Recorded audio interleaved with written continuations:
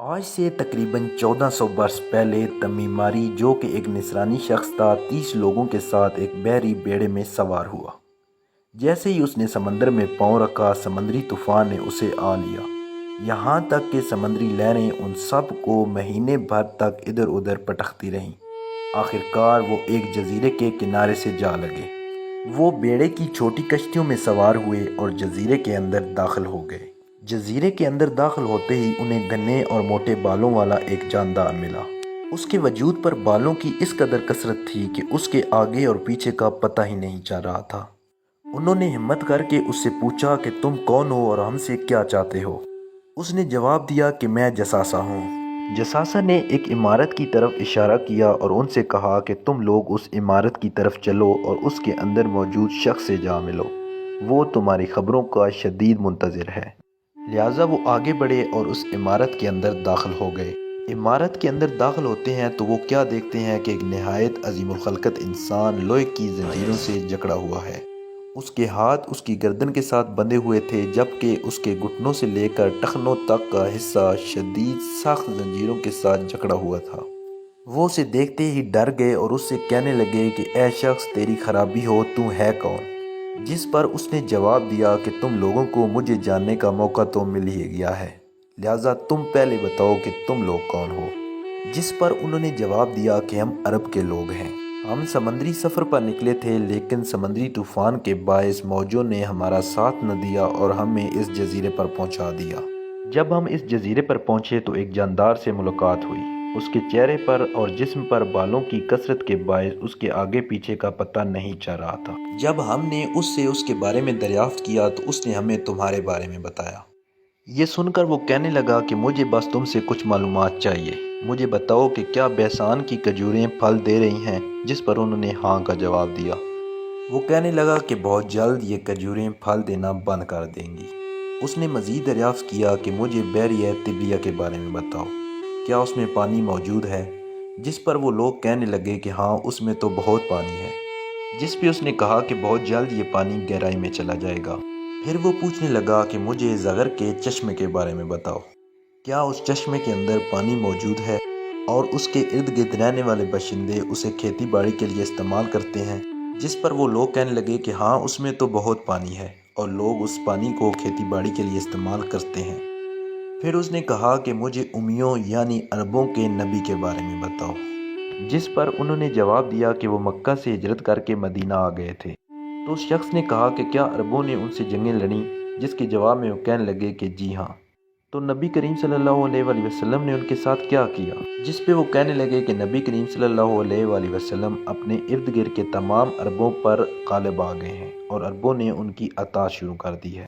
تو وہ کہنے لگا کہ کیا یہ سب کچھ ہو چکا ہے؟ وہ کہنے لگے کہ ہاں، یہ سب ہو چکا ہے۔ جس پہ وہ شخص کہنے لگا کہ ان کے لیے یہی بہتر ہے کہ وہ اس نبی کریم صلی اللہ علیہ وآلہ وسلم کی اطاعت کریں، اور میں تم لوگوں کو اپنے بارے میں بتاتا چلوں کہ میں مسیح الدجال ہوں۔ مجھے اللہ تعالیٰ نے ایک خاص وقت کے لیے یہاں قید کر رکھا ہے، عنقریب مجھے آزاد کر دیا جائے گا، پھر میں مکہ اور مدینہ کے علاوہ صرف 40 دنوں میں پوری دنیا میں فساد برپا کر دوں گا۔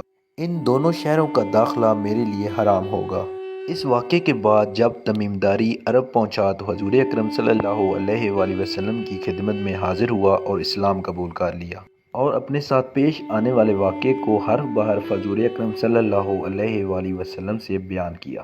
آپ صلی اللہ علیہ وآلہ وسلم نے اعلان کروایا اور تمام مسلمانوں کو نماز کے لیے بلوایا۔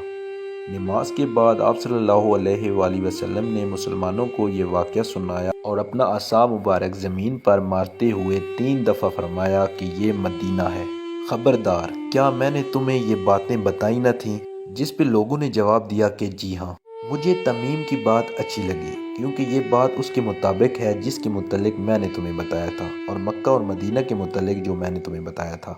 یاد رکھو، وہ شام کے سمندر میں ہو سکتا ہے یا یمن کے سمندر میں ہو سکتا ہے، نہیں، بلکہ وہ مشرق کی طرف ہوگا۔ وہ جو بھی ہے مشرق کی طرف ہوگا، وہ جو بھی ہے۔ السلام علیکم دوستو، یہ ویڈیو شروع کرنے سے پہلے اگر آپ نے ہمارے چینل کو سبسکرائب نہیں کیا تو سبسکرائب کریں، شکریہ۔ نبی کریم صلی اللہ علیہ وآلہ وسلم نے فرمایا کہ آدم کی تخلیق سے لے کر قیامت تک کوئی بھی فتنہ دجال کے فتنے سے بڑا نہیں۔ یوں تو ہر نبی نے اپنی اپنی قوم کو دجال سے ڈرایا، لیکن حضور اکرم صلی اللہ علیہ وآلہ وسلم نے اس کے بارے میں جتنی تفصیل بیان کی اتنی کسی نبی نے نہیں کی۔ آپ صلی اللہ علیہ وآلہ وسلم نے اس فتنے کے متعلق مختلف نشانیاں بھی بیان کیں اور اس سے اپنی امت کو بچنے کی بھی تدبیر بتائی۔ احادیث میں دجال کا کوئی اصلی نام نہیں آیا، اس لیے امت مسلمہ میں یہ دجال کے نام پر ہی مشہور ہے۔ دجال کے معنی عربی زبان میں مکار اور دھوکے باز کے ہیں۔ دجال کا حلیہ احادیث کی روشنی میں کچھ اس طرح بیان ہوا ہے۔ وہ بھاری بھرکم جسم، سرخ رنگت، گھنگریالے بال اور ایک آنکھ سے نابینا ہے۔ اس کی آنکھ لٹکے ہوئے انگور کے دانے جیسی ہے۔ کہا جاتا ہے کہ دجال قوم یہود سے ہوگا۔ اسے مسیح الدجال اس لیے کہا جاتا ہے کہ وہ ایک آنکھ سے کانا ہوگا اور اس کی جھوٹے ہونے کی دو نشانیاں ہوں گی۔ پہلی نشانی یہ ہوگی کہ وہ نظر آ رہا ہوگا، حالانکہ ہم اللہ تعالیٰ کو مرنے سے پہلے نہیں دیکھ سکتے۔ اس کی دونوں آنکھوں کے درمیان کافر لکھا ہوگا، جو کہ ہر مومن پڑھ لے گا، خواہ وہ پڑھا لکھا ہو یا نہ ہو۔ دجال کا خروج سب سے پہلے شام اور عراق کے درمیان ہوگا، مگر اس وقت اس کی شہرت نہ ہوگی۔ اس کے مددگار یہودیہ گاؤں میں اس کی آمد کا انتظار کر رہے ہوں گے۔ وہ یہودیہ گاؤں جائے گا اور مسلمانوں کے خلاف سب سے پہلا پڑاؤ خوض و کرمان میں کرے گا، اور اس کی مسلمانوں کے خلاف پہلی مہم خراسان سے چلے گی۔ خراسان موجودہ افغانستان کا ایک علاقہ بھی ہے، اور حضور اکرم صلی اللہ علیہ وآلہ وسلم کے زمانے میں خراسان افغانستان کے علاقے کو ہی کہا جاتا تھا۔ دوستو، کہا جاتا ہے کہ دجال سب سے پہلے نبوت کا دعویٰ کرے گا، اس کے بعد وہ خدائی کا دعویٰ کر دے گا اور انسانوں کو شکوک و شبہات میں الجھاتا چلا جائے گا۔ اس کے فتنے سے بچنا لگ بھگ ہر انسان کے لیے ناممکن ہوگا۔ آپ صلی اللہ علیہ وآلہ وسلم نے فرمایا کہ جس شخص کو دجال کے بارے میں علم ہو وہ اس سے دور رہے۔ خدا کی قسم، انسان خود کو مومن سمجھ کر اس کے پاس آئے گا اور اس کے پیدا کرتا شبہات میں اس کی پیروی کرے گا۔ کہا جاتا ہے کہ دجال اکیلا نہیں ہوگا، بلکہ اس کے پیروکاروں کی بھی ایک وسیع تعداد ہوگی۔ آپ صلی اللہ علیہ وآلہ وسلم نے فرمایا کہ دجال کے پیروکاروں میں اکثریت یہودی اور عورتوں کی ہوگی۔ دجال کے ساتھ اصفہان کے 70,000 یہودی ہوں گے، جو کہ ایرانی چادریں اوڑھے ہوئے ہوں گے۔ دوستو، یہود کے ہاں اسے آل داؤد علیہ السلام میں سے مانا جاتا ہے۔ حقیقتاً یہ وہی مسیح ہے جس کا یہودی آج تک انتظار کر رہے ہیں۔ اکثر لوگ اس کے بارے میں جاننا چاہتے ہیں کہ دجال کے پاس کتنی طاقت ہوگی۔ دوستو، دراصل دجال کو اللہ تعالیٰ نے غیر معمولی صلاحیتوں سے نوازا ہوگا، تاہم وہ اس کا استعمال برائی اور شر پھیلانے میں کرے گا۔ دجال کی طاقت کے متعلق درجنوں احادیث موجود ہیں۔ ان احادیث کی روشنی میں اس کا قبضہ تمام زندگی بخش وسائل یعنی پانی، آگ اور خزاں پر ہوگا۔ اس کے پاس بے تحاشا دولت اور زمین کے خزانے ہوں گے۔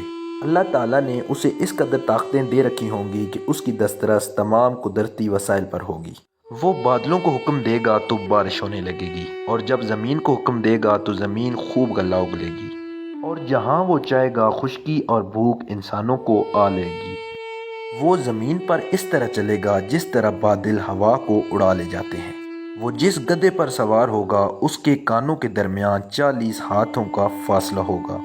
زندگی اور موت پر اس کی ظاہری قدرت ہوگی، یعنی جب وہ کسی شخص کو زندہ کرے گا تو وہ دراصل وہ شخص زندہ نہیں ہوگا، بلکہ اس کے ساتھ موجود شیاطین اس کا روپ دھار کر سامنے آ جائیں گے، اور لوگوں کو یہ معلوم ہوگا کہ گویا وہ شخص ہی اٹھ کر کھڑا ہو گیا ہے۔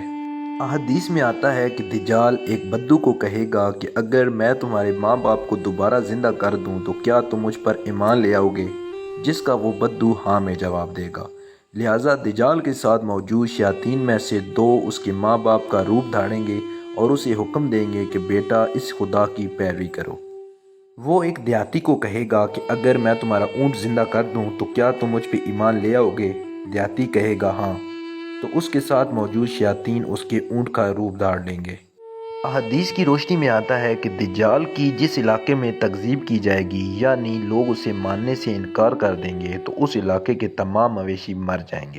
اس کے برعکس جس علاقے میں دجال کی تصدیق کی جائے گی، اس علاقے میں دجال بادلوں کو حکم دے گا کہ خوب بارش برسائیں، زمین خوب غلہ اگلے گی، اور ان کے مویشی شام کو اس حالت میں آئیں گے کہ وہ پہلے سے زیادہ طاقتور ہوں گے اور ان کے تھن دودھ سے بھرے ہوں گے۔